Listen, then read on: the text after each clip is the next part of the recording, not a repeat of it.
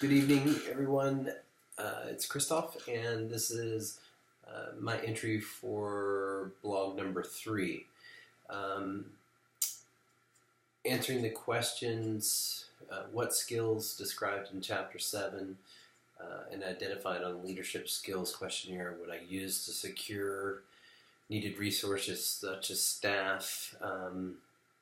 For me, it's definitely the planning, organizing, directing, and coordinating. I think you have to be able to incorporate all of those into securing the proper resources to function as a team. When it came to the questionnaire, of course, I knew that mine was going to rank highest, most likely, in the interpersonal and the conceptual skills, which it did. The administrative skill was still high, but not as high as interpersonal and the conceptualized skills. And those were 26 apiece, whereas my administrative was at 21. I feel at my facility, we use a vertical and a matrix form of management, starting with the CEO down to the regional vice presidents, which then go out to regional director of operations and then clinical managers, then the charge nurses, team leaders, etc.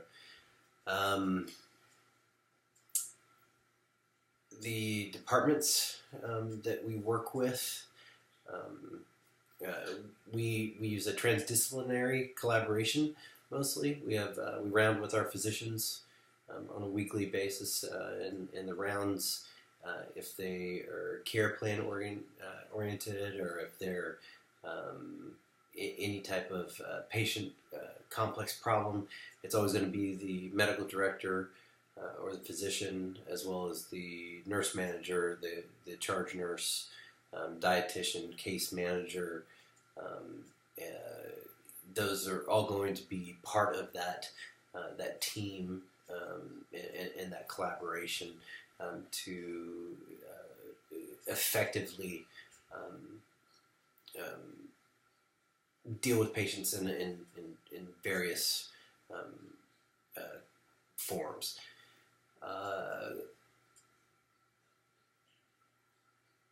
The published literature that I found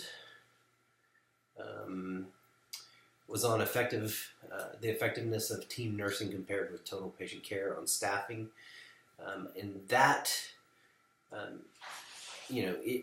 it showed that the models of care have a significant impact on the well-being and the performance of nursing and the nursing teams.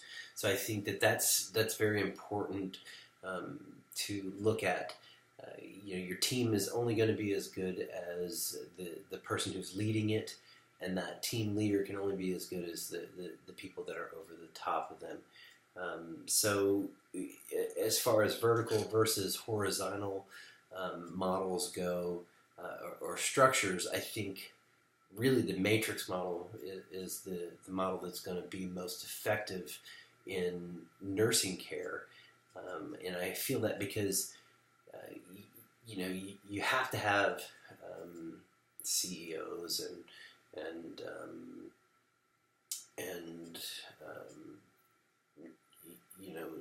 the directors of operations under the CEOs, because there has to be someone who is expanding the scope of the industry. And so, that's the purpose of the CEO is he's going to make those decisions and where your specific organization is going to go, whether that's in a hospital or whether that's in a private care facility or an LTAC or mental health or any of those. I work both for a hospital as an acute nurse in the ICU, as well as in a dialysis unit inside the hospital.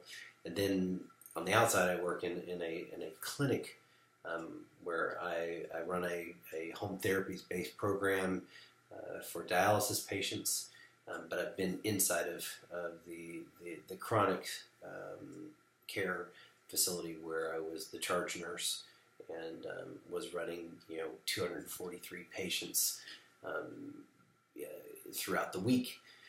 So the only way that those the patient safety and care can be at a point where it's effective is using that collaboration. So I think the transdisciplinary collaboration is definitely the most beneficial when it comes to how to be effective in your role. I think you have to be part of that transdisciplinary team. From top to bottom, the communication is the physician, interacting with the nurse manager, or directly with the charge nurse or the RN who is under the direct patient care. I